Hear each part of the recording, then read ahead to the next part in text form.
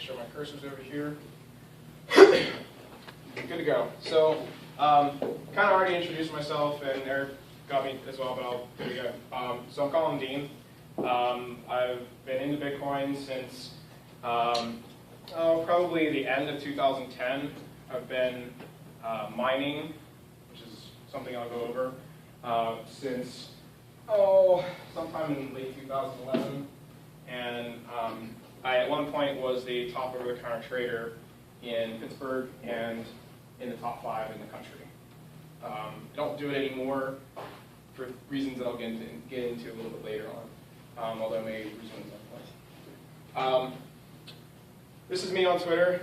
Feel free to tweet at me about anything, Bitcoin especially, Ruby development especially. I'm a Ruby developer.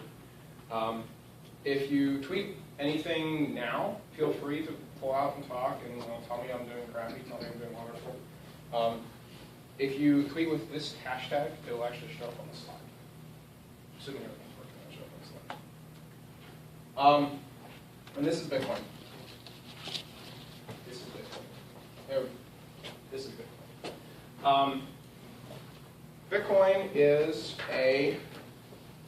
Let's go. We'll go to the agenda first. I'm going to talk a little bit about the meta about Bitcoin, like a little bit of its history, a little bit about how it came to be. I won't go too much into that because it gets actually pretty crazy. Bitcoin is not the first of its kind. Then we'll do a technology overview where I'll talk about 2 main parts of Bitcoin, mining and transactions. Then I'll talk about some of the real world usage, like how you can actually go out and spend this mysterious internet money, as some people call it. And then do some Q&A, and then if we have time, I'll get into a little bit of soapboxing and some additional Q&A about things I haven't really prepared. So, I do make a couple of assumptions about what you guys know, and this is a great time to speak up if you don't know what any of these are, especially public key cryptography. Does anybody know what public key cryptography is? A couple of people. Okay.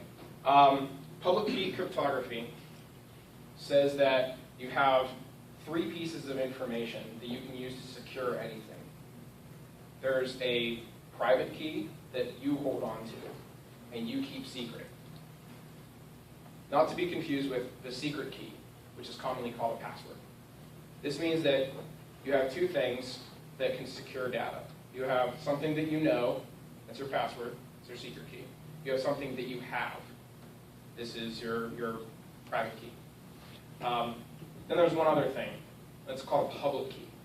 A public key is something that you can broadcast on the internet. You can print it in the front page of the New York Times. And anybody can take that public key and apply an encryption algorithm to it in a way that only you can read it, using your private key and your secret key. This is the linchpin upon which Bitcoin operates. The simple principle of, if I have this little bit of information that only I have, and I broadcast this other bit of information that everybody else has, only I can do something with the result of what that public thing is out of an algorithm. You got a good handle on what public key cryptography is now. You can use this stuff for email, you can use it for file storage, all kinds of crazy stuff. But here, we're doing it. Hashing. Does anybody know what hashing is? So hashing is a function that, or think of it as an algorithm, where you take some really big piece of information, whether it's like an MP3 or even a little piece of text. Take that and run it through a function, and it outputs something extremely small, but something extremely unique. You could take any kind of, let's say, remember the old days of Napster where you might have like 10 different versions of a file, and Napster couldn't really figure out which one was which? Well, eventually somebody figured out, if I apply a hashing function, I can figure out which ones are which, and I can figure out how many people already have that file. Because or even if it has a different file name, it has the same hash. This is a way of saying, let's take this large amount of information, condense it into something that's very easy to compare, very easy to move around, without actually having to move the entire big data. Basic networking fundamentals. You can connect two computers together, and they can then connect to other computers. That's pretty much all we need to care about there. As well as kind of an assumption that you know how a mobile phone works.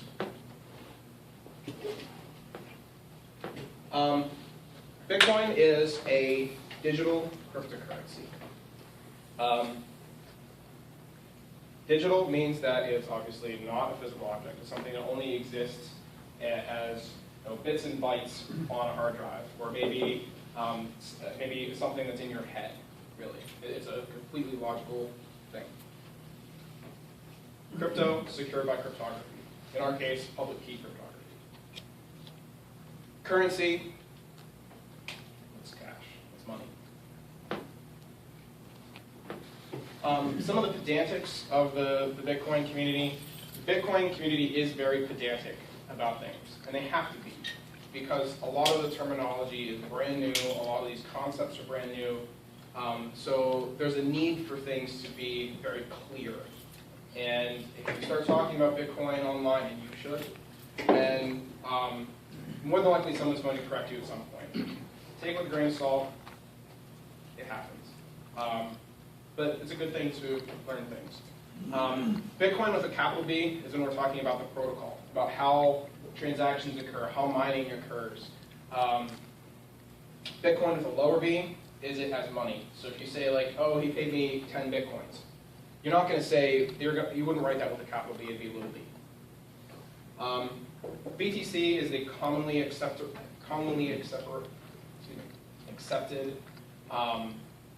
abbreviation for it. But because of how ISO 4217 works, we can't actually use BTC because the island nation of Bhutan would not be happy about that. They have exclusive rights over anything that begins with BT. XBT is thus the proposed official ISO 4217 code that Bloomberg has started using whenever they're broadcasting the price within their properties. Some of the other beginnings here. Bitcoin was started by this guy named, this entity called Satoshi Nakamoto. Nobody knows if it's a guy, girl, group of people. It's completely anonymous. He presented, I'll say he just for ease of discussion. He presented himself as being a single person, as a researcher in Japan, and that's all that's really known about him. He is in absentia now. He has not been heard from for, I think it's going on 2 years now. He said, I think it was in one of his last emails to the Bitcoin mailing list, I feel that like, I have other things that I'm more interested in now. Okay. He had picked a bunch of people to take over for him and to continue the development, and they've been going ever since. It started in 2008, or at least that's when Bitcoin.org was registered. We do know that he registered it, but he registered it as Satoshi Nakamoto with an address that didn't really make sense. ICANN doesn't actually care about those addresses. We do know that work began in 2008, and the Genesis block, and we'll get to the concept of the block, this is really where the whole thing started on this exact date.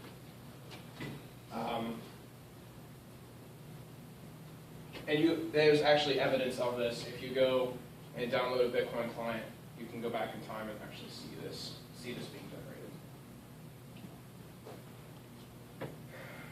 All right. So this is a very important thing to understand about Bitcoin. You're not going to get that cash back unless you can come at them with a mob to get your cash back.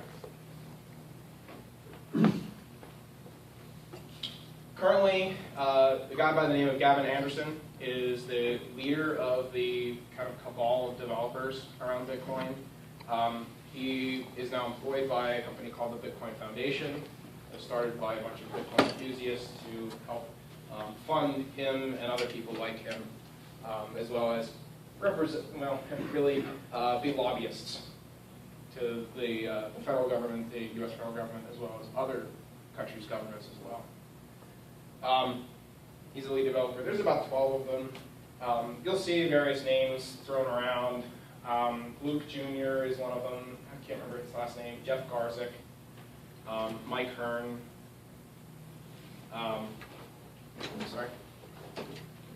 You're good. Oh, you're just Okay. A remote and all right. Cool. Cool. Hello, remotes.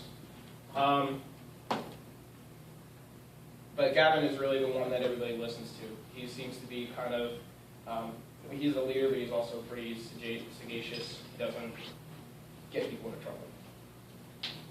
He doesn't be controversial, like that. So now we'll get into, that's kind of the end of the meta section. We'll get into technology a little bit. There are two main parts of how Bitcoin works. There's mining and there's transacting. Mining is this concept of proof of work, which says that in order for me to present that I've done something, I have to show that I've done work to make that claim. Right? And such that the work that I've done takes a really long time, but the verification of that work takes that. That's extremely important because you don't want to have to take forever to make sure you have to verify that somebody's actually done the work they claim to do. Transacting is proof of authorization, which just says, I'm allowed to spend the coins that I'm saying that I'm spending.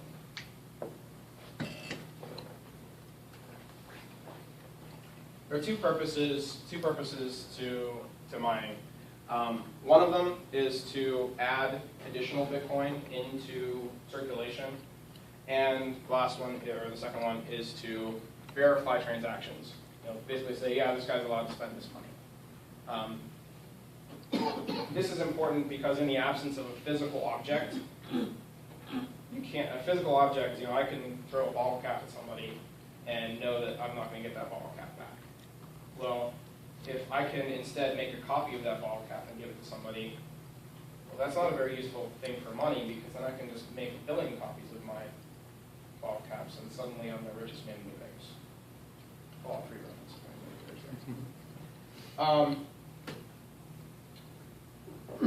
There are a couple concerns about mining, because I'll be talking first about mining.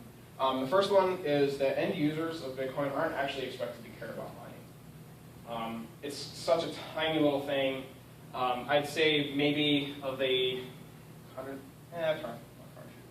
maybe 50,000 active Bitcoin users, maybe 2,000 of them are mining. Maybe probably more than that, maybe 5,000 tops.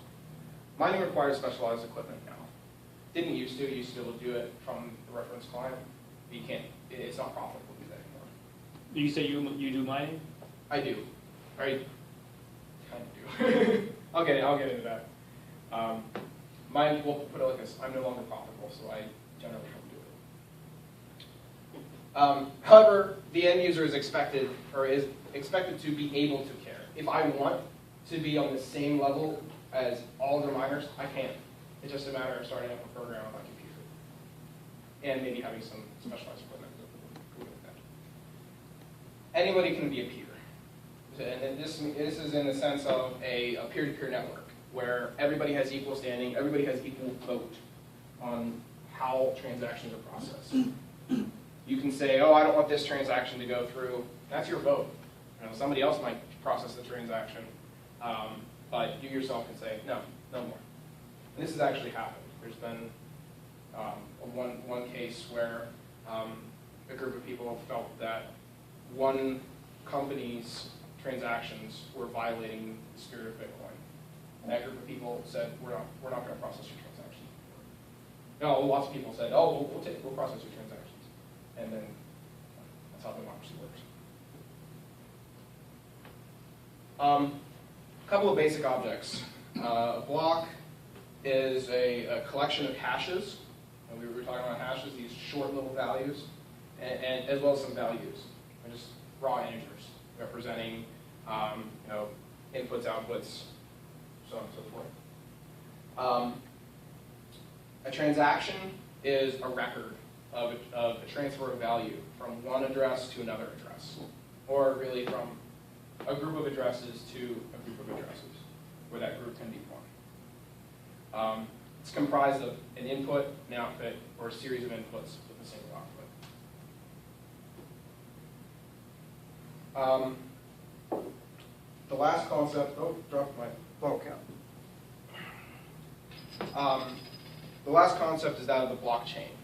And these put together comprise the blockchain. Think of the blockchain as a group of glass blocks, glass containers. And you can take a handful, as many as you can possibly handle in your hand, full of these transactions. You throw them in the block. And whenever you find a magic number, you can close that block and say, hey everybody, look at my block, isn't it awesome? Look at all the transactions in it. You know, these are all valid.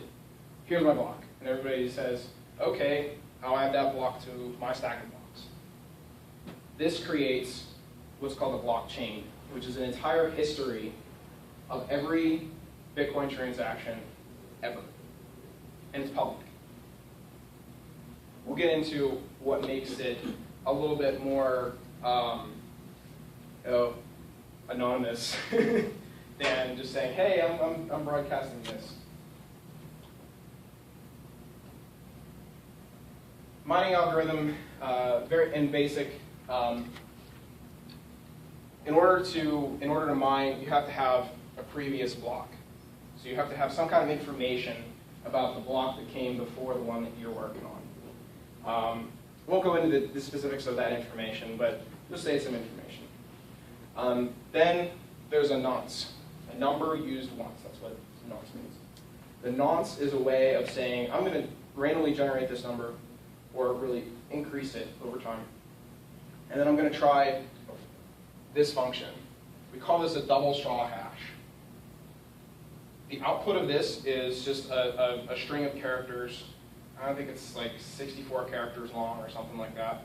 And we do that twice on the same little bit of information. Convert it to an integer.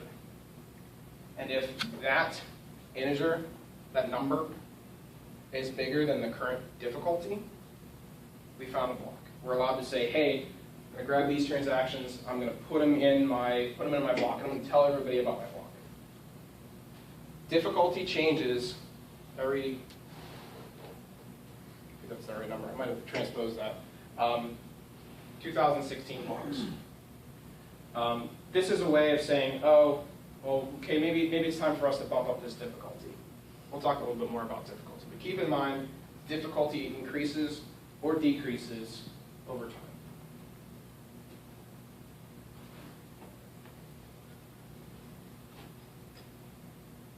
Give me a second.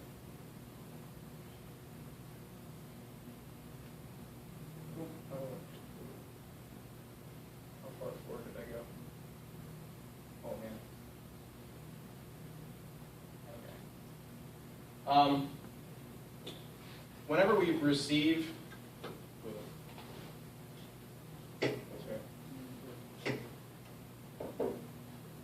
so this is supposed to be later in this slideshow. That's right. So mempool is that handful of transactions that I was talking about. It's memory pool. It's just what you're holding in memory. Whenever we find a block, because we've hit that magic case, we can validate the transactions in our mempool and include them with that block broadcast to say, these are valid transactions, please honor them. Other people can take those very quickly, validate them themselves, and add to the public ledger, add to the blockchain, add to the history of Bitcoin.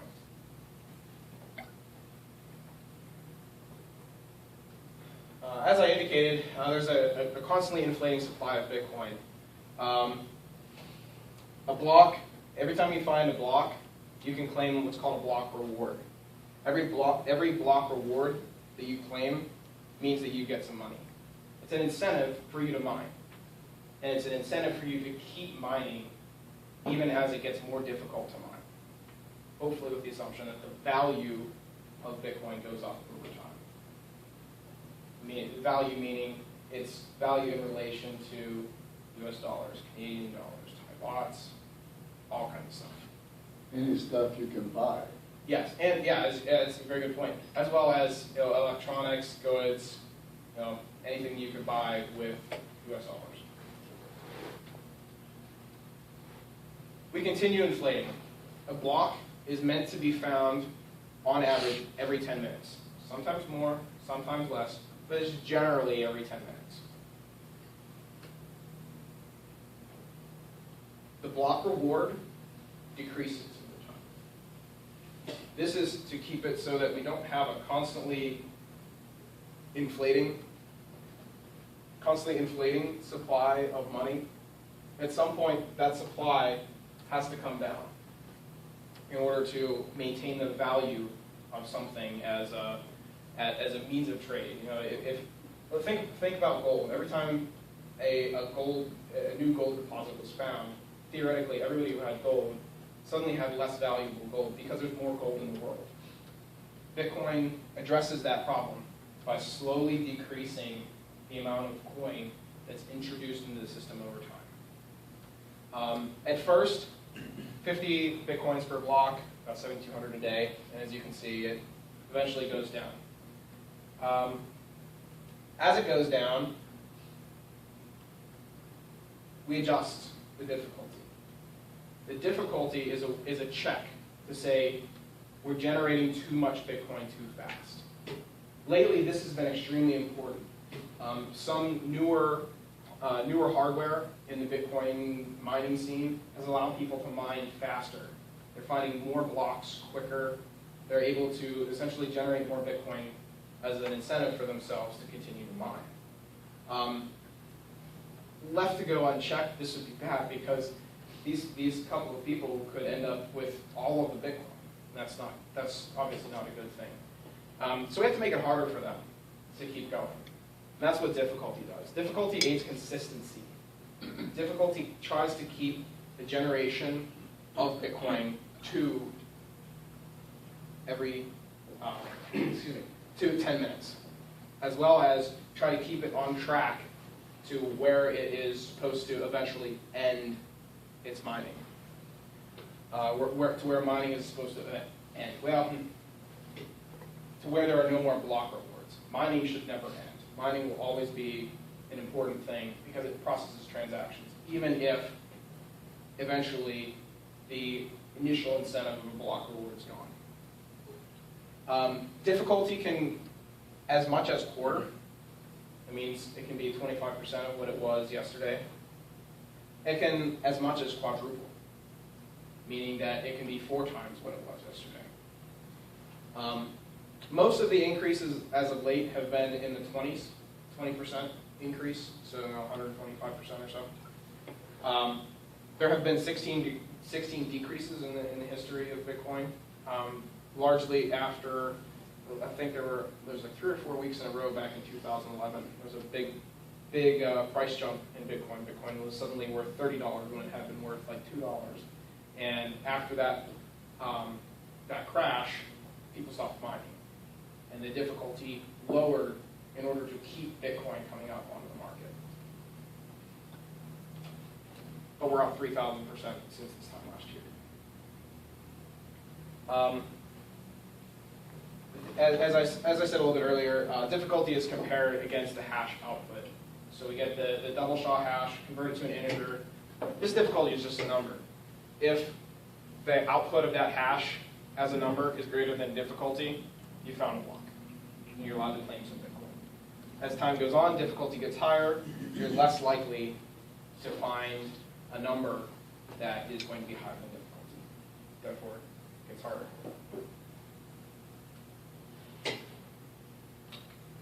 But, like all good things, it must eventually stop. Bitcoin stops after 32 halvings. That puts it down into like it's like 1/10,000th of a Bitcoin eventually. But that doesn't really mean a whole lot for us because it's actually going to, it'll crisscross with fees. We'll talk about that. Big thing to remember is this number, 21 million Bitcoin. That's how many Bitcoin will eventually exist in the system.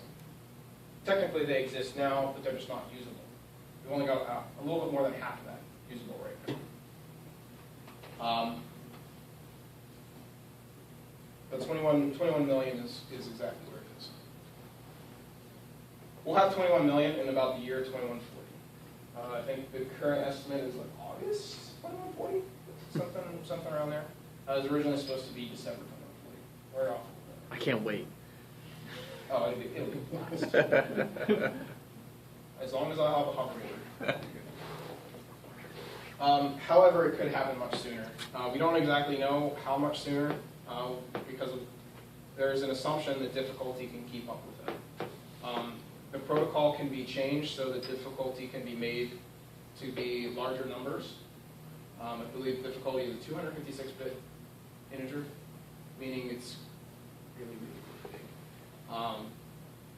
But if necessary, it can be larger with a couple of people. More than 51% of all miners talking about it. And you guys, some of you people are a little more familiar with 51%. I'm not going to talk about that tonight. That's a whole, I can talk about it for like now. I'm not going to talk about that tonight. Anyway, could happen much sooner.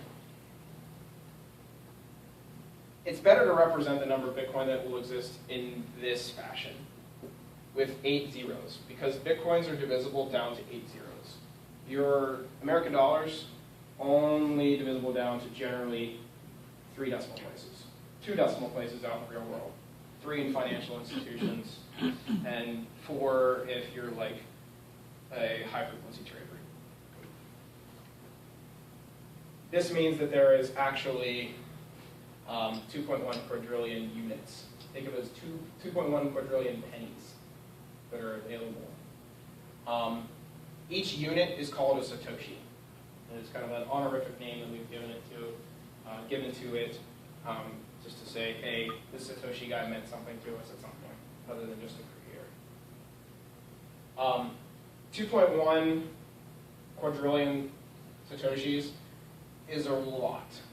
For comparison, there's 10.5 trillion US dollars in M2, which, here's what M2 means.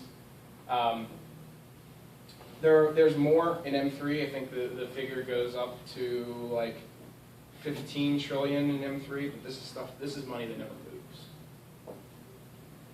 If mapped to the US dollar, that would mean $200,000 is 1 Bitcoin.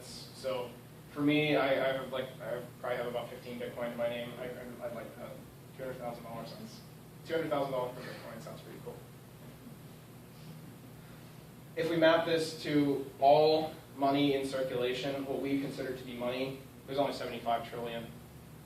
This means that mapped directly to it, we're at like, and it's something you could get, if everybody in the world, if 75 trillion was spread evenly across everybody, then you could give everybody like something like 10 full Bitcoin. And then they would technically still have 8 decimal places on there. There's plenty of money to go around in Bitcoin. Right now, there's about 11.5 million Bitcoin in circulation. Number's a little bit out of date, but we're going up about 3,600 per day right now, so it hasn't changed a whole lot. As a part of the block reward, there's also this thing called fees. Whenever you send money, we'll talk more about sending later, you include a little bit of a fee. And this is an additional incentive to miners to process your transaction. Send a transaction without a fee, there's kind of a chance that nobody's going to want to process your transaction. Somebody will eventually do it just because there's some poor soul out there But think of it like a funnel. If you get too many people trying to send zero-fee transactions and only one person who is actually caring about those, it could be forever until your transaction is actually processed. Right now,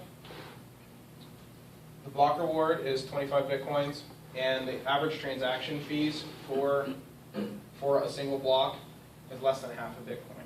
So somewhere, some miner is getting about 50 bucks to confirm your transactions every time they find a block. Exchange rate right now is a little bit more than 100 bucks. In 2140, this goes away. There's no more block reward. But the assumption is that by that time, maybe the transaction fees will be 25 Bitcoin. Maybe it'll be more. Maybe they could be 100 Bitcoin. And that's a whole lot of money, especially if you look at the way Bitcoin is going, it's a whole lot of money. This is also a very important fact. The current estimate of the crossover, I spoke a little bit about the crossover earlier, when fees will earn you more money, fees will earn you more money than the reward. They're currently like this. That'll happen about 2070. What will that do to microtransactions? Microtransactions will likely continue to exist, but as I said, it'll be up to miners to determine if they want to process microtransactions that don't have a fee or have a very small fee. It could be very harmful to microtransactions, but more than likely, if microtransactions continue to take off, there will be people who have an incentive to process those. Whether that incentive is a pure business case, and it's a cost center, or they see it as a niche market. I guess if the volume is enormous, then yeah. If I'm let's say I'm a miner that's only processing transactions that have a whole Bitcoin as a fee. There aren't a whole lot of those right now, and there probably aren't likely to be a whole lot of those ever. But I'm pretty picky. Somebody who does that would be very picky. But if I'm a miner who has this field of a million transactions a day that have 1 Satoshi as their fee, well, that could be, that's 1/100th of a Bitcoin. That still could be a lot of money by then. It's kind of, we don't know right now, but it could be a lot of money by then. What are Bitcoins trading at right now? A little more than $100. I think Gox is at 125. No, I'll clarify what Gox is. Sorry? Went up a little bit, it's 129 now. 129. And KPX, I think, was about 115. KPX is the only Bitcoin exchange, like traditional exchange in the US. Mining programs.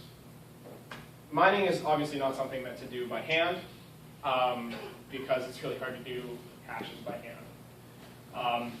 You can automate a lot of it. You can automate all of it. In fact, you can almost set it up so that your computer is just staying on making money. And this is what a lot of people got into Bitcoin to do, is they saw this opportunity to leave your computer on all night and it makes you 50 bucks overnight.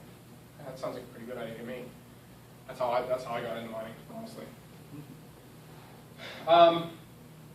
However, doing this by yourself, they call it solo mining. You could actually be sitting there for years before you'd actually be able to find one of these blocks. So by our powers combined, we created these things called mining pools. These mining pools allow hundreds or thousands of users to combine their processing power into a group to do this mining algorithm, and then they share the profits of that, so that everybody can have some piece of the pie. Rather than one person getting 25 Bitcoin, maybe 250 people will get a 10th of Bitcoin. As time's gone on, of course, there's technological advances. People used to mine on their CPU, which is just running a general program, unlike any other program. Over time, people realized, oh, hey, we can do this a whole lot faster on GPUs, with video cards. Certain video cards can do it a whole lot better than others. They can do this on an order of about 10 to 100 times faster than a CPU can. Some of them even 1,000 times faster. Again, technology matured. We got into FPGAs, freely programmable gate arrays. These are really specialized processors. An example of this is actually sound card. Sound cards are considered FPGAs. That bumped it up about 1 order of magnitude, 10 times faster. ASICs are sickening how fast they can do it. An ASIC the size of your cell phone, and it puts out about as much heat as your cell phone, can do about 5 to 15,000 times the amount of processing as your computer can. The fastest computer off the shelf is the tortoise to an ASIC miner's hair.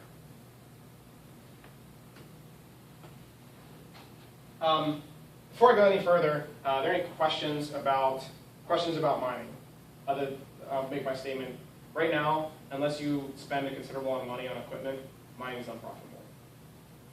You're probably looking to spend $2,000 to $3,000 entry just to get into mining, or if you want to have a mining operation, you're looking in the tens of thousands of dollars and possibly several month wait for ASICs.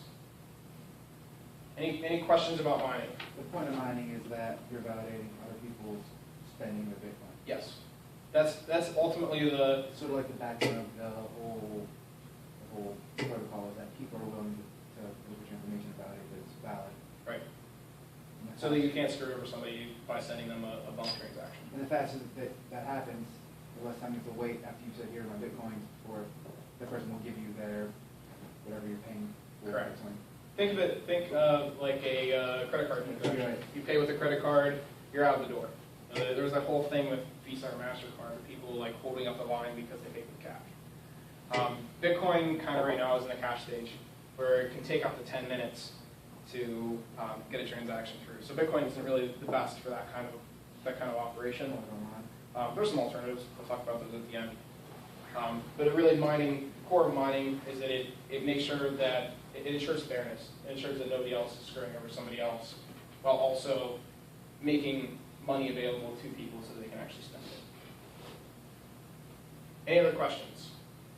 So does that mean that in theory, since most people do the mining at night, that transactions processed in the evenings, they go faster? No. Mining occurs 24/7, and there is certainly a spike at night when people are not using their machines that they would normally use during the business day. But that's not to say that a transaction that occurs at 3 p.m. isn't going to get processed until 5 p.m. And is there like where's the ledger actually stored? on your hard drive. So there's a replication process going on that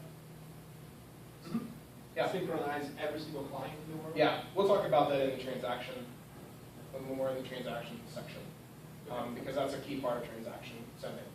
One other question about mining. So you talk about difficulty. So is that something that is part of the algorithm that decides whether it has to go up or down?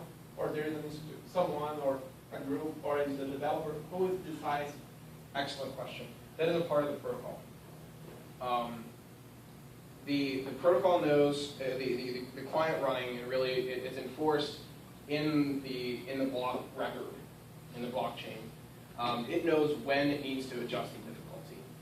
And everybody knows that this difficult, or when I say everybody, I say all client software knows that it's been 2016 blocks since the last time difficulty was adjusted. Or really, it's been 2016 blocks.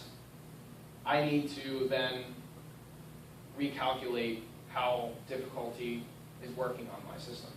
Because if you were to not adjust difficulty and broadcast a block, everybody can see what your difficulty number was as your input and know, hey, you're behind the times, man. You need to adjust. We're not going to accept your block. That does happen. There are tests. There are tests of that that people are running bunk miners that inject crap transactions that inject problematic difficulties, inject junk into the chain to ensure that somebody can't unfairly do something. And there's been evidence of the anti-mechanisms working. I can talk about that later. Ask me about the March hard fork, and we can talk about that. My little dude says I need to keep going, so I'm going to keep going. If you didn't catch that, this is where I am, and this is time. Kind of cool. Quick overview of transactions, and I'm probably going to go through this a little bit quickly in the interest of time. Whenever you start up a client, it has to generate addresses. It's generating those public keys that we talked about. It's generating the private keys. Really, it's generating the private key, and then it generates the public key, which becomes your address. Interconnecting, we'll talk about how things actually go from one client to another. We'll talk about receiving a transaction, sending a transaction. Talked a little bit earlier, of course, about public key cryptography and how the private key is created and the public key is created and how the public key becomes your address eventually. Hash 160 is something I threw on here to talk about if we were a more technical crowd, and I'm not going to get into that. Addresses are anywhere from 33 to 35 characters. In general, they're 34 characters. They always begin with a 1 for a public address, at least in Bitcoin. There are a couple Bitcoin clones that use different ones as a marker, but Bitcoin, 1. It means it's an address. If you see something that begins with a 5, that's a private key. That's something you shouldn't share. If you see that out on the internet, somebody messed up, or somebody is showing you an example of something. If you look in your Bitcoin client directory and you see a file that has 5 and a whole bunch of numbers after it, then that means you've done something wrong security-wise, and we'll talk about that later. These addresses occur in I actually put an example of an address in here. Okay, I've got one at the end. Base 58 is a way of saying, it's an encoding that says take uppercase letters, lowercase letters, numbers. Take out anything that looks like other things. So like there's no capital I. There's no capital O. You know, things that could be very easily mistaken by handwriting or just reading a poor font on the screen. Calculated into the address is this idea of a checksum. So that if you accidentally type a character that isn't valid, or if you type a character that is valid, and but that address doesn't exist, there's at least some kind of check to make sure that you didn't accidentally key in the number wrong. This credit cards do the same thing too. The last digit of your credit card number is actually a checksum of all the other numbers. Well, barcode too. Yeah. Sorry, credit card number? Yes, credit card numbers are checksum. Almost all credit card numbers are 16 digits based on the carrier. The first digit or the second digit together identify who the card is, so like Visa, MasterCard, Discover, whatnot. The numbers in the middle are your account numbers, and the very last digit is a checksum. It's a number that You if don't you take. face the card? Yeah. It's a checksum on it? No. The last digit. The last digit in the number, on your credit card number, if you apply an algorithm to all other 15 numbers, you get the last number. And it's a way of keeping somebody from accidentally typing your number wrong. That's amazing. It's pretty cool. I've seen it in action. I type things wrong all the time. Interconnecting. So whenever your client first starts up, it does what's called a lookup. and it figures out, okay, how can I talk to other clients on the network? Because as far as it knows, it's the only guy in existence. Fortunately, we have this thing called DNS, the domain name system. That whole thing that turns your google.com into a series of numbers that you can actually use to connect to the site. The Bitcoin client knows a couple, I think it's like 10 addresses that it can go and get a list of all the available peers, or at least a good chunk of the available peers, the other people running the Bitcoin client. This used to be done through a protocol called IRC, it's an all chat network, but a problem they discovered is that viruses like to use IRC too, and so things that detected viruses were detecting Bitcoin as a virus, and that's not cool. Everything is done through peer-to-peer. So I start up a client, I get connected to a handful of other clients, generally somewhere between 8 and 20. Each client can say, hey, you, give me your history. Give me all the blockchain that you've got. You, give me your blockchain. Okay, I'm collecting all these blockchains from everybody. Now, I'm going to put them together, and I'm going to make sure that nobody else is lying. So, more than likely, I'm going to connect to at least one person who's misbehaving, but I'm going to connect to more people who are behaving correctly than the number of people who are misbehaving. I can look at, basically reach a consensus and say, all of these 13 people say that this is truth, these 2 people say that this is truth, I'm going to believe these people, and I'm going to lock these people out. And I'm going to tell these other people that these 2 are misbehaving. In this way, these people know, or ignore them for a while. We should only care about ourselves. This is where the exchange of the blockchain occurs. This is where you get the data and you write it to disk. Or you get the data and analyze it and only pull out the parts that you need. This is where the bandwidth really is. When you're downloading the blockchain, this is where your computer is chugging, processing the Bitcoin blockchain to replay history. It verifies, whenever you do your initial download of the chain, it verifies everything that's ever occurred. This is so that nobody can go back in time and change anything. It's kind of a neat thing to be able to say nobody's ever made any change to this file in 3 years, and have the cryptographic proof that nobody's ever changed it.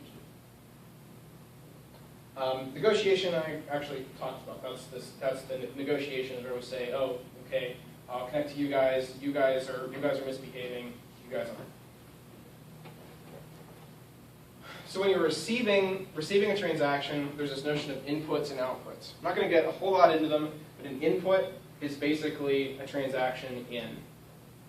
It's what you have. It's your balance.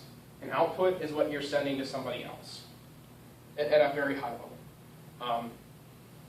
There's a lot of pedantic discussion about the relationship of inputs and outputs. But at a very high level, input is what I've got coming in, output's what's going out. This ledger versus reality is a way of ensuring that a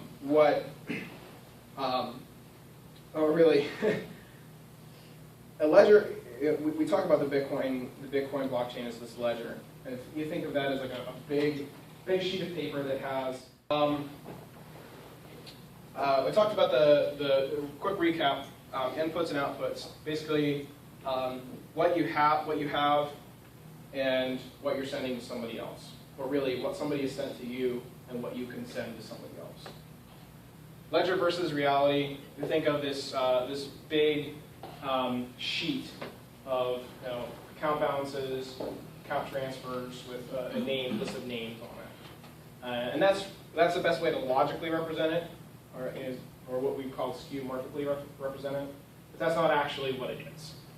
It's actually a list of these transaction objects that say this input goes to this output. And there's actually code in there that says if you can figure out this number, if you can combine your private key with this number, then you can spend it. That's how the whole authorization to send money works, but we'll get into that in the sending part.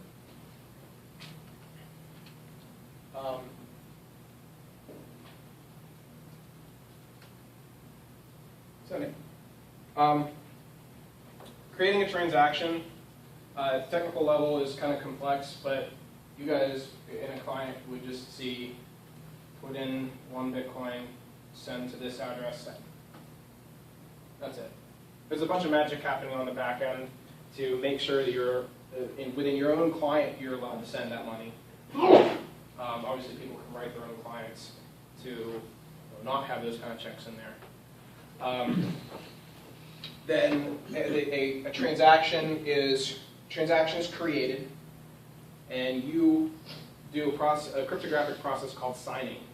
This is taking your private key, remember that when I was talking to the 3 pieces of public key cryptography? Public key, private key, secret key. In Bitcoin, there is no secret key.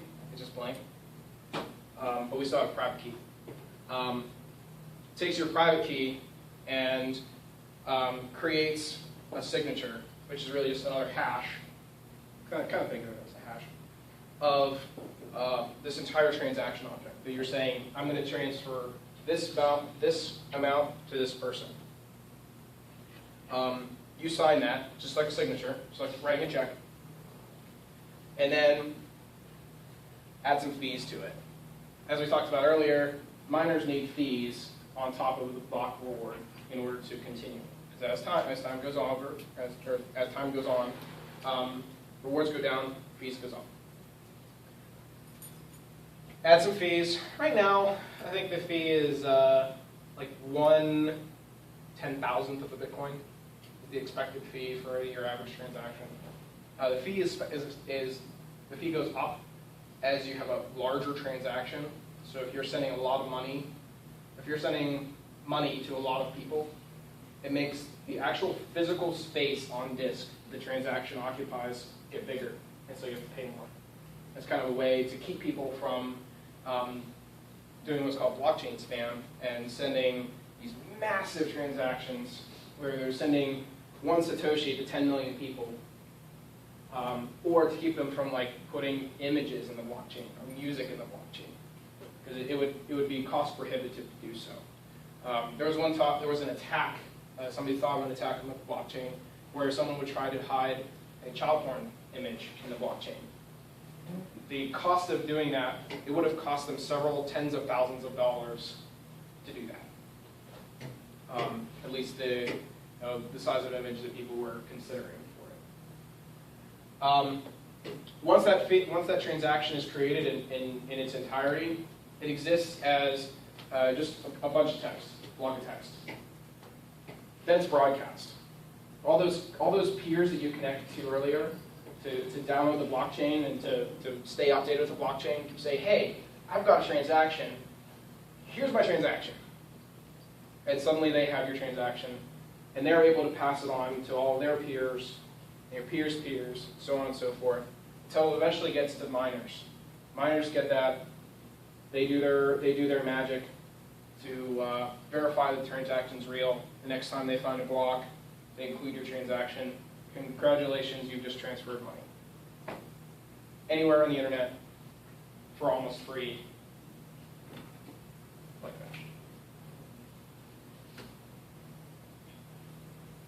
I don't have questions. Any questions about sending, receiving, really how you transact? Anything's free game. If you have a question, please do ask. I have a general question. General question is, so you can talk about these fees and percentages and rates of change of various things. I presume these are not magic numbers. They have been chosen for a reason. Is there was it the creators did some kind of simulation to make sure it all worked out, or is there some kind of mathematical theory behind it, or just arbitrary guesses, heuristics? Some of them are heuristics. The block every 10 minutes is a heuristic.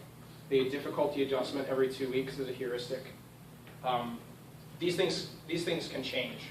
They've changed in what are called altcoins, alternative implementations of Bitcoin. They have different names, different different sets of variables. So there's one that the blockchain, or that the block reward is 200 coins. And a block is found every 2.5 minutes, and it uses a completely different algorithm for its for comparing to difficulty. A lot of them are arbitrary. Things that are automatically adjusted, difficulty. Difficulty is automatically adjusted for all of them, because difficulty has to adjust in order to keep up with technological advances. There are some other numbers that are the result of testing, like the size of a transaction and how much you have to pay for a certain size of transaction. That's based on research. Okay, you said, but no one controls this. So who decides what the rules are? Maybe I do need to talk about 51%. I was hoping to avoid it. See if I can summarize it. So, Bitcoin is democratic, primarily with the miners. If 51% of the miners say that this block is valid, that block is valid. So, if you have, think of a group of people that want to suddenly say, we're going to double the block reward in the next 2,000 blocks. For the next 2,000 blocks. We'll go something completely arbitrary. If that group of people could get 51% of all miners, 51% of all programs creating blocks to accept a block that says, I get 50 bitcoins, it happens. Based on how each miner processes a block to make sure that it's a valid block. If a miner determines that a block is invalid, it'll reject it. Forget about it. If it says that it's valid, it'll add it to its chain. There's a concept called rebalancing that tries to keep the chain manageable across all clients. That's getting really into arcane stuff. And it doesn't ever happen a whole lot. Never more than one block behind. So there might be a slight disagreement someplace. Somebody says, oh, this is real. And this guy says, this is real. Well, okay, we're just going to do this guy. Which is basically what happens. Sometimes it gets bigger. It did in March. That's the March hard fork. The March hard fork we can talk about later. Did I kind of answer your question a little bit? You were talking about the 51%, is that 51% of mining power, or? Yes.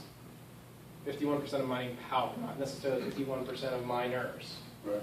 Because one miner could have, it's possible that one miner could have 20% of the power. Does that actually happen now? No. There is a mining pool. We talked about the groups that got together to do mining. There is one mining pool that has gotten dreadfully close to 51% a couple of times.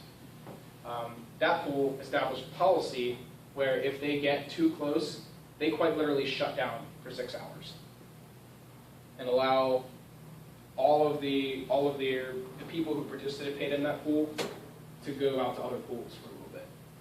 It's a way of keeping a check on themselves because they have a disincentive to allow themselves into a 51% situation, because then the validity of the blockchain goes down. Because one person is making all the decisions. It's no longer democracy.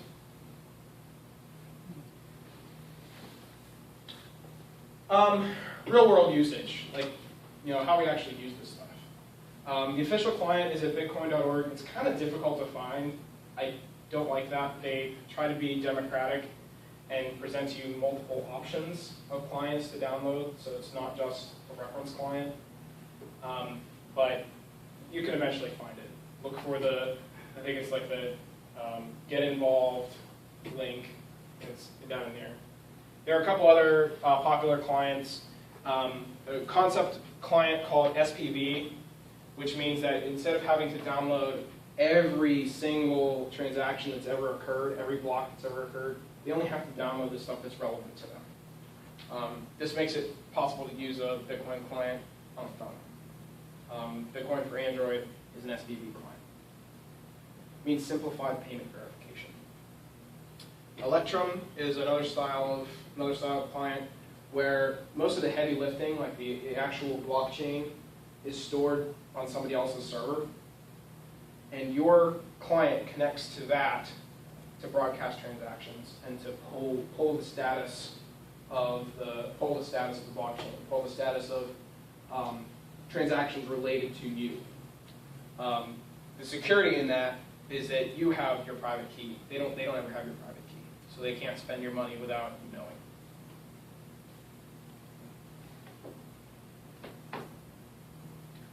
Getting Bitcoin. I say this is the hard way because this actually requires that you spend money. So you've got to do something to acquire your American dollars, your Canadian dollars, your Ithaca hours, whatever currency you want, to go to an exchange such as Mt. Gox, CampEX. Mt. Gox has been in the news recently. They were in some legal trouble. It happens. CampEX is based in the U.S. They're based out of Georgia. It actually has some Pittsburgh roots. You can also get it through a seller, some kind of site that actually just sells Bitcoin. BitInstant is one of these, although I don't really like BitInstant, so it's not up here. Coinbase is probably the most reputable of them because they have lots of money behind them. Y Combinator is funding them. Y Combinator is a big venture capitalist firm. They've got a bunch of other big name venture capitalists behind them. So where did they get the coins to begin with? They buy them. Have they bought them from miners? Yep. Just like everybody else, they just bought them. They could have mined some of them, but at the time that they started up, it would have taken them a significant investment to get the kind of money that they needed, the kind of equipment that they needed to do it. So this is easier for them to, like everybody else, buy it. OTC means over the counter. This just means you and me sitting in a coffee shop buying Bitcoins. I'm not going to point out who, but there was one person in this room who I met through local Bitcoins. He bought Bitcoin off of me back when I was selling a lot. Local Bitcoins is probably one of the more reputable places to get those kind of connections. There's a reputation system. You can do it all online if you want to. I speak very highly of it because I've done very well on it myself. There are a couple chat rooms that you can go to. Come to the Pittsburgh Bitcoin meetup. That's an example of over the counter. Easy way, like you would earn your hard-earned U.S. dollars, go work for it. Ask your employer to be compensated in Bitcoin. They will probably look at you weirdly, but at least you can say that you asked. There are a couple of companies that actually do this. The Internet Archive compensates their employees optionally in Bitcoin. Coinbase compensates their employees optionally in Bitcoin. It's actually something that I haven't asked for yet because I know IBM would just say no. But gives me a reason to leave. You can also comment on a website called Reddit. There's a bot called Bitcoin Tip, and if you make an insightful comment someplace, then maybe there's a good chance that somebody will give you some Bitcoins. Of note, Ron Paul did a post on a section of Reddit called IAMA, and throughout the course of his talk, he was tipped $76 in Bitcoin. Because he needs it. Yeah. Somebody asked what he was going to do with it, and that was one. You can also beg for it. I mean, maybe what's the digital equivalent of standing by the highway? I know if I ever saw a homeless guy with a sign say I accept Bitcoin, I'll give him $100 in Bitcoin. I'll do it. There are these things called faucets. They're less popular now. They used to you give some kind of trivial information or do some trivial task, and they'll throw a couple satoshis at you. I probably made maybe $5 in Bitcoin over the course of 2 years on faucets. A lot of them are like those offers that they like try to get you to sign up for Netflix or something like that, and the company gets kicked back and they shoot you some money for it.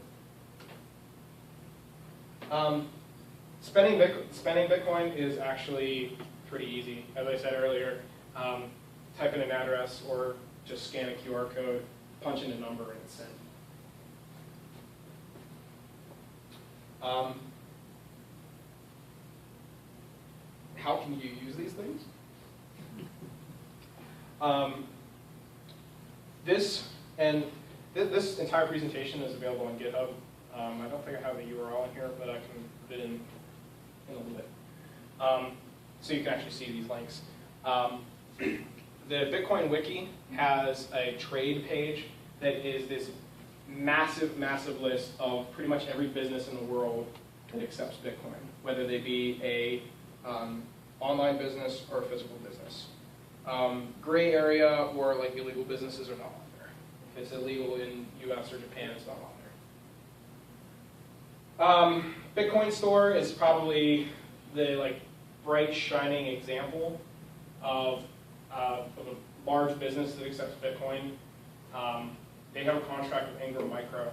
They can get whatever Ingram Micro sells. Ingram Micro is the distributor behind a lot of online stores, consumer electronic stores.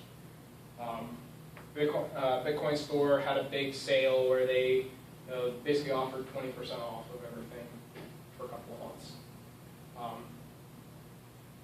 Their checkout process is pretty good.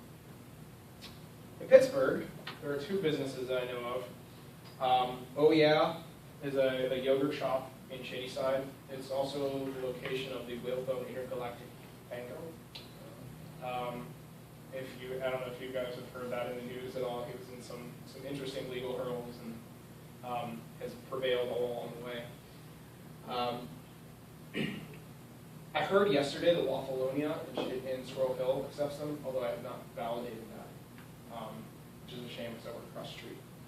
But I do intend on getting some Bitcoin waffles at some point. I thought about doing a demo. I can show you sending money, but my phone died.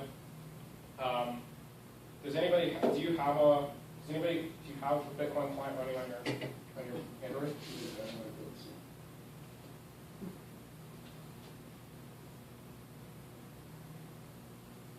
I intended to plug my phone into the display. Got the Bridge Walker, have you seen that? I think we'll skip the demo for now because it's going to be difficult for me to actually show it, like show something coming in on the screen. But thanks anyway for coming up. You try the Bridge Walker. I'll have to try that. What I was going to show you was the ability to, on my phone, or really on my client here, send Bitcoin to myself on my phone, and then I can show you showing it coming in. But it just shows up like a text message, because that's really all your phone gets. It's just a piece of text saying, "Hey, you got money." It's pretty sweet. I like it when that sound goes off.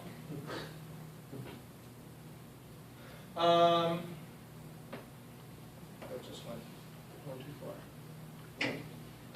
Some advantages versus other payment methods. This is kind of deviating from my technical talk a little bit, but it's kind of an important thing to touch on. Bitcoin's really fast. Like I can send money to somebody and I don't have to go to a bank. I don't have to write them a check. I don't have to wait for their credit card merchant to deposit money in their account. Because there's no person that these have to go through in order to verify that I'm allowed to spend money. It's all handled electronically in the protocol by hundreds of thousands of clients running worldwide. And I say asynchronous because there is that 10-minute wait. So you might not necessarily want to go check out at a grocery store with Bitcoin, because nobody wants to stand there for 10 minutes waiting for their money to go through. That's not a good experience. But there's some ways around that. Bitcoin is theoretically anonymous, technically pseudonymous. Think of what you could do if you could create a new bank account just by snapping your fingers. There's like 8 bank accounts that I just created. I can put any kind of money in those accounts, and nobody knows that I own those accounts, unless they can see my client to know, oh, you own the private keys, you physically control the private keys for all those accounts. Otherwise, they'd never know. Why it's theoretically is because if you expose one transaction, somebody can figure out all transactions that you've ever gone through that entire address ever in the history of the system. So if there's one really popular, let's say I'm at a conference, maybe a talk just like this one, and I put a Bitcoin address up on the screen, and somebody, is like, if you liked my talk, send me money. Somebody does. Somebody keeps track of that address and says, this is Colin Dean's address. That person just so happens to be a police officer. Then let's say after the talk, I go out and I say, hey, you have lots of marijuana, I will give you some Bitcoin for marijuana. Well, then let's say this guy gets, let's say my marijuana dealer gets caught. And the officers say, oh, this guy accepted Bitcoin. Hey, this address belongs to this guy who talked at a conference. Oh, shit. So there are things like that. It's anonymous only in how you use it. If you create a new address for every transaction like you're really supposed to, then it will never be a problem. The client does not enforce that, unfortunately. The client only you create addresses on demand. I'm one of the proponents that say it should create them on demand. The big thing, and this gets a little political, and I wanted to stay away from political stuff. There's no external control. Let's say I am. Give me the name of a company that misappropriated funds or did something wrong with its money. Maybe like Enron or something. Nobody except whoever has physical control of my private keys could freeze my money, could make me unable to spend my money. That's a really big thing, because think of the number of charitable organizations whose accounts PayPal has frozen because PayPal didn't know if what they were doing was legal or if they were actually even a real charity. Had that charity been accepting Bitcoin, they could have never gotten frozen because nobody could stop them from spending their money. Nobody can seize their money from them unless they can physically get control of their private key. And there are safeguards to even keep that from occurring by making the private key entirely in your brain. We call it brain fog. Imagine keeping your life savings in your head.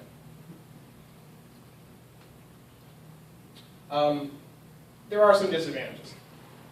One that I talked about just now is that it's kind of a long time to wait for a synchronous transaction. Buying groceries, buying beer, those are things that take. Those are things that you want to get your money through right then and there. Point of sale, we call them. 10 minutes isn't good for that. There are ways around it. There are things called offline transactions or off-chain transactions that can make a lot of those kind of things quicker. But still, it's a problem with Bitcoin. As I talked about earlier with my dealer example, all balances are public. So let's say that the cops saw my address and they're like, wow, this guy has 100 Bitcoin in that address. This other guy who also sent money to the dealer only has 1 Bitcoin in his address. Let's go after that guy who has 100 Bitcoin because we can probably somehow get his Bitcoin and we can do something with that. And it allows people to kind of size up the address. But that's 1 address. If I actually create a new address for every transaction like you're supposed to, I might never have more than a half a Bitcoin in any address, in any account. You want to think of it as a bank account. And what we call the banyan tree problem, Bitcoin requires electronics. It's not something you can very easily go out under the banyan tree in Africa and say, I'm going to give you money. There's nobody out there to say, hey, yeah, this is a valid transaction. It just doesn't exist. It's not possible. There are kind of ways around it, but it requires somebody else to have a full copy of the blockchain, which on a phone, you're not going to have that under the banyan tree. It also requires internet. There are some innovations diminishing this. I have intended to bring a physical Bitcoin that I have. It is a little copper coin that has a Bitcoin address on a sticker on it, and on the other side of the sticker is the private key. The public key is on the outside, the private key is on the inside. And it uses a holographic sticker so you know, oh, took off the sticker, it's no longer valid. There are other things like that. You can do with paper. There's a Bitcoin ATM somebody created that will print out little slips of paper that have a public key and a private key on it so that you can use it just like a piece of paper given cash. It's just as good inside. The last thing that I always say when I'm talking about Bitcoin, especially to people who are just starting to get interested, you can mess up. You can lose money. This is beta technology. It will break. There's a lot of smart people working on it. There's a lot of money invested in it now, especially now that it's taken off. We're talking about a multi-billion-dollar industry here. There's a lot of people with a lot of money invested in it. It's getting better. The big thing, no one can save you from yourself.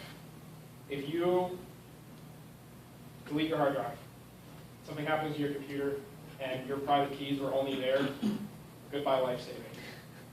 If somebody steals your phone and wipes it, and you do a remote wipe or something like that, goodbye life savings. That's why you got to back up.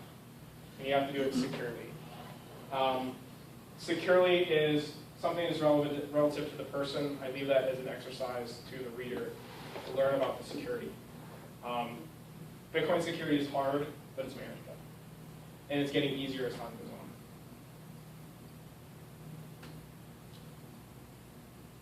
I've thrown a lot of information at you in the past hour and a half or so. There's a lot here to process, a lot to digest. Fortunately, there's a lot of resources out there. I'll show you some of the resources momentarily. Do you have any questions? I think we're primarily focusing on questions about history, the things I talked about, history, mining, sending transactions, receiving transactions, those kind of things. So you basically have the client on your phone. I'm assuming you also have a client on your computer at home as well. Not necessarily. Is it simple enough to actually share the keys between the clients? Some clients, yes. The private key format that I was talking about that had a 5 at the beginning of it, public addresses have a 1, private addresses have a 5. Those are generally those are generally accepted by any Bitcoin client. You can import that. Some Bitcoin clients use a different format for storing their keys, generally something that's encrypted, and not all of the encrypted keys are compatible across various clients. There's an effort to make that so, but there's also this worry that if we make this encryption, this new type of encryption, universally available, universally used in every client, maybe that could introduce a security vulnerability. So right now it's kind of it's better to make people who would do bad things focus on one thing, focus on one client, trying to break it. But it could go either way. But The skinny of it is that most clients will accept any private key as long as it's not right. So you can move things around. I regularly back up my private keys, and always encrypt it. So I want to start with the disclaimer. It's the first time I'm hearing this term Bitcoin. So you need to excuse me if my question is quite clear. Ask away. My question is, so I understand that this whole structure, this design of Bitcoin does not have a centralized authority or anything of that sort of control the transactions. So, so how safe is it to sort of transact if that's the case? Because there's nobody to sort of monitor it. It's completely, person or transaction based. So how safe is it to sort of transact? It is as safe as cash. Cash, I'm assuming you have, a centralized authority or stock market or something of that sort of manages the flow of money. But here, there's nothing. So, okay, so the level of safety that you're referring to is more safety at the macroeconomics level, right? There's a lot of different theories about it. If you subscribe to a more government as a central authority, then that's where it makes it kind of hard to understand. Like the concept that there's not somebody in control of it, that it is itself a chaotic element, is difficult to swallow, because you're so used to somebody saying. We used to talk about. I think I'm younger than most of the people here. We used to talk about this thing about how the Federal Reserve works. That the Federal Reserve controls this faucet of the money supply. They will raise interest rates if they need to slow down money coming into the city. Or they'll lower interest rates if they need more money to flow into the system. That nobody can control that is a good thing and a bad thing. It's a good thing because it makes no one more important than anybody else. Nobody has more power. Nobody can benefit. And anytime we talk about an illegal action, somebody does something wrong, there's a phrase, qui bono, who benefits. In a system where nobody has control, nobody has that centralized control, nobody can benefit more than anybody else. Thus, it's impossible for somebody to create more money out of thin air and then claim all that money for themselves. If you think about it from how a government isn't going to like that, I'm getting a little more political than I really want to get. From a government point of view, they don't like that because it challenges their authority. But think of it from going back further in principles of government. We think, what was it, 1215 Magna Carta, people saying, hey, you, king, we're going to give you a mandate that we have rights. We have these certain things that we're owed. Bitcoin, in my opinion, in my sole opinion, others share it, but is mine. Bitcoin is a mandate from the masses that the government, no longer needs to be in control of its money supply, because we now have the technology to handle that ourselves. I mean, if the dollar is not backed by, any instrument of currency that's not backed by gold is fiat, and all fiat are essentially equal. It's just there's a mob behind it. I really like that. It's force. Yeah, what you said before. You said that cash is not safe unless you can get a mob to go after it. It's taken from them.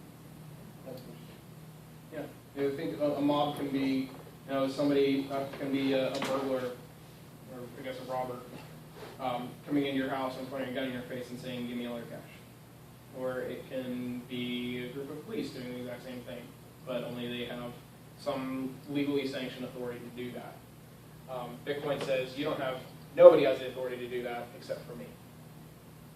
And anybody who I'm stupid enough to tell this little 35 character, which should be According to the Austrians. Any other questions? Please, we got a fleeting question. one more. Say Say words. If Jane mines a Bitcoin and sells it to Bob for cash, and then Bob spends that Bitcoin somewhere, can that coin be traced to Jane? Can that coin? No. Can that transaction chain be traced to Jane? Yes. If and only if Jane's address is known, Bob's address is known, and the person who's on the very end of the chain is known. If you know, you'd have to know the entire history all the way back to be able to trace a coin. And this is a major field of study within Bitcoin to figure out when somebody steals money, where does it go? Let's say somebody breaks into your house and they steal all your money. They walk out with $1,000. Where are they spending your money? Maybe if you can detect a pattern, how they're spending money, you can get that money back, at least something. This is a thing they call, the marked bills. Somebody asks for, give me $10,000 in unmarked bills. Well, Bitcoin kind of makes everything marked because you can see all the transactions going everywhere. However, it's so trivial to create places to send money that I could steal 1,000 Bitcoin from somebody and I could create 1,000 Bitcoin addresses like that and send 1 Bitcoin to each of those. And then I could send smaller amounts to everybody else, and it soon becomes to the level that you can't legally conduct business with anything that's ever been received from that if you pay attention to the complete history of those coins. There are also things called mixing services. There are things called mixing services that will take coins from 2 different trees and make sure that they don't touch. They have a centralized system, centralized bubble. Coins come into the bubble, coins come into the bubble, but they never touch. That's called a mixing service.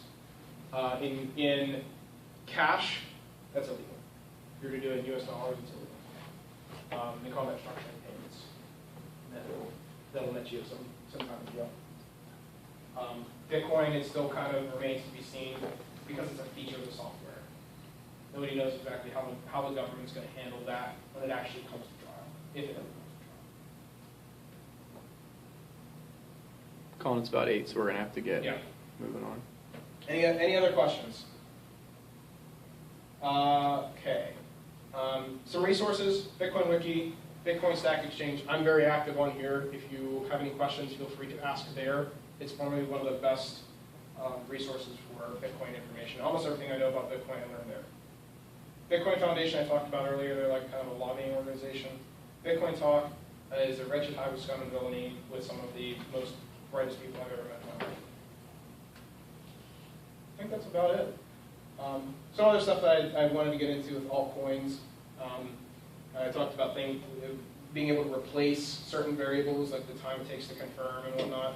Altcoins are an example of that. Garzick's law states that all altcoins will eventually just become Bitcoin.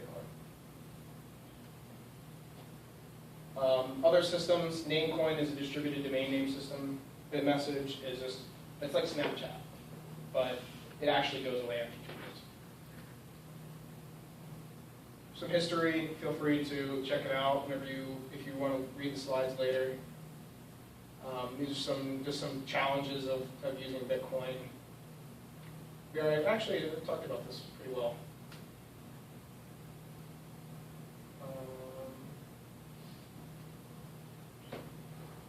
Just fly through this so you guys can